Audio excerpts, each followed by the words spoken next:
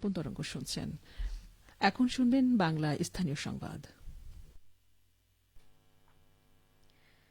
আসসালামু আলাইকুম।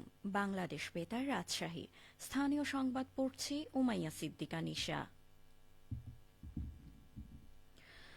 পবিত্র রমজান মাসের সিয়াম সাধনার পর ধর্মপ্রাণ মুসলমানদের জন্য খুশির বার্তা নিয়ে আসে ঈদ উল ফিতর। যথাযোগ্য মর্যাদা ও আনন্দমুখর পরিবেশে ঈদ উল ফিতর উদযাপন উপলক্ষে রাজশাহীতে নানা প্রস্তুতি নেওয়া হয়েছে। রাজশাহীতে হযরত শাহ মখদুম রূপস রহমতুল্লাহি কেন্দ্রীয় ঈদগাহ ময়দানে ঈদের প্রধান জামাত সকাল ৮টায় অনুষ্ঠিত হবে। তবে আবহাওয়া অনুকূলে না থাকলে একই সময়ে হযরত শাহ মখদুম রূপস রহমতুল্লাহি দরগা জামে মসজিদে ঈদের জামাত অনুষ্ঠিত হবে। পবিত্র ঈদ উল ফিতরের নামাজ শুরুর পূর্বে উপস্থিত মুসল্লিদের সাথে শুভেচ্ছা বিনিময় করবেন ভূমিমন্ত্রী মোহাম্মদ মিজানুর রহমান মিনু এবং বিভাগীয় কমিশনার ড আওনউমা বজলুর রশিদ। ঈদ উল ফিতরকে সামনে রেখে ঘরমুখ মানুষের চাপ অব্যাহত থাকায় যমুনা সেতুতে যানবাহন পারাপার আরও বেড়েছে।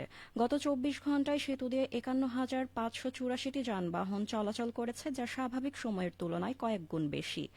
যমুনা সেতু সাইট অফিস সূত্রে জানা গেছে, গতকাল বুধবার সেতু দিয়ে মোট ৫১,৫৮৪টি যানবাহন পারাপার হয়েছে। এর মধ্যে পূর্বমুখী ছিল ৩২,৮৪০টি এবং পশ্চিমমুখী ছিল ১৮,৭৪৪টি। স্বাভাবিক সময়ে যমুনা সেতু দিয়ে দৈনিক প্রায় ১৮,০০০ যানবাহন চলাচল করে।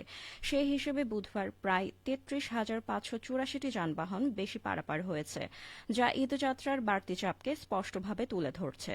যানবাহন বাড়ার সঙ্গে সঙ্গে টোল আদায়ও বেড়েছে। বুধবার পূর্বমুখী যানবাহন থেকে আদায় হয়েছে ১,৯৭,১০,৬৫০ টাকা এবং পশ্চিমমুখী থেকে ১,৫৪,৭১,৯৫০ টাকা। সব মিলিয়ে একদিনে টোল আদায় হয়েছে ৩,৫১,৮২,৬০০ টাকা। যমুনা সেতু সাইট অফিসের নির্বাহী প্রকৌশলী বলেন, ঈদকে সামনে রেখে সেতুর দুই প্রান্তে স্বাভাবিক চলাচল নিশ্চিত করতে সার্বক্ষণিক মনিটরিং করা হচ্ছে। ঈদে আইন শৃঙ্খলা পরিস্থিতি সমুন্নত রাখতে দিনরাত কাজ করে যাচ্ছে নাটোর জেলা পুলিশ। ঈদ উদযাপনকে নিরাপদ এবং আনন্দময় করতে জেলা পুলিশ বদ্ধপরিকর। এসব প্রস্তুতি নিয়ে এখন শুনুন আমাদের নাটোর জেলা সংবাদদাতার একটি প্রতিবেদন। ঈদের আইন শৃঙ্খলা পরিস্থিতি সমুন্নত রাখতে নাটোরে সক্রিয় ভূমিকা পালন করছে police. Police super Mohammad Abdul Wahab জানান, নাটোর জেলা পুলিশের পক্ষ থেকে নাটোর জেলাবাসীকে অগ্রিম ঈদের শুভেচ্ছা, ঈদ মোবারক। বাংলাদেশ পুলিশ বিশেষ করে নাটোর জেলা পুলিশের পক্ষ থেকে নাটোর জেলার আইন শৃঙ্খলা পরিস্থিতি স্বাভাবিক রাখার পাশাপাশি ঈদে গরমুখ মানুষ যেন শান্তিপূর্ণভাবে নির্বিঘ্নে তাদের গন্তব্যস্থলে পৌঁছতে পারেন সে ব্যাপারে আমাদের নিরাপত্তা ব্যবস্থা রাখা হয়েছে এবং আমরা সেটা তত্ত্বাবধান করছি যাতে কোনো সম্পত্তি সংক্রান্ত কোনো ধরনের অপরাধ সংঘটিত না হয় সে ব্যাপারেও আমাদের পুলিশ তৎপর আছে। নাটোর জেলার মার্কেট সমূহে আমাদের নিয়মিত টহলরত ডিবি পুলিশের পাশাপাশি লোকাল থানা পুলিশ দায়িত্ব পালন করছে। এছাড়া সার্বিকভাবে আমরা আশা করি আগামী দিনে যে ঈদ উল ফিতর মানুষ শান্তিপূর্ণভাবে নির্বিঘ্নে পালন করবে। এছাড়া বাসের বা ট্রেনের টিকিটের যাতে কেউ অতিরিক্ত মূল্য নিতে পারে সে ব্যাপারে প্রশাসনের পাশাপাশি পুলিশের উদ্যোগ থাকবে।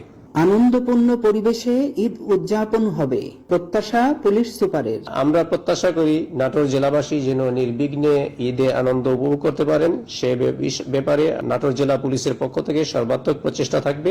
আমরা সেই সঙ্গে আশা করব নাটোর জেলাবাসী যেন সৌহার্দ্যপূর্ণ ভাবে শান্তিপূর্ণ ভাবে এবং সম্প্রীতি বজায় রেখে সবাই ঈদ আনন্দ উপভোগ করতে পারেন সেই প্রত্যাশা রইল। কর্মস্থল থেকে নিরাপদে বাড়ি ফেরা, মধ্যরাত পর্যন্ত শপিং এর ব্যস্ততা, ঈদগাহ মাঠের প্রস্তুতি, সর্বত্রই পুলিশের সর্ব উপস্থিতি। ফরাজি আহমদ রফিক বাবন, নাটোর জেলা সংবাদদাতা, বাংলাদেশ বেতার, রাজশাহী।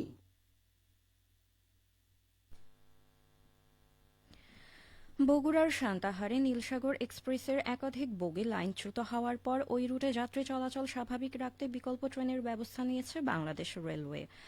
রেল যোগাযোগ স্বাভাবিক না হওয়া পর্যন্ত যাত্রীরা মাঝপথে ট্রেন পরিবর্তন করে গন্তব্যে পৌঁছাবেন। রেলওয়ে সূত্র জানায়, ঢাকা পঞ্চগড় ঢাকা রুটে পঞ্চগড় এক্সপ্রেস, একতা এক্সপ্রেস ও দ্রুতযান এক্সপ্রেস দিয়ে বিকল্প যাতায়াত চালু রাখা হয়েছে। একইভাবে খুলনা নীলফামারী রুটে সীমান্ত ও রূপসা এক্সপ্রেস ব্যবহার করা হচ্ছে। ঢাকা পার্বতীপুর রুটে পার্বতীপুর স্পেশাল এবং বাংলা বান্ধা বা কাঞ্চন এক্সপ্রেস যুক্ত করে ট্রান্সশিপমেন্ট চালানো হচ্ছে। রাজশাহী ও চিলাহাটি রুটে তিতুমির ও বরেন্দ্র এক্সপ্রেস দিয়ে যাত্রী পরিবহন করা হবে। এছাড়া কুড়িগ্রাম এক্সপ্রেস 797 বগুড়া হয়ে চলাচল করছে।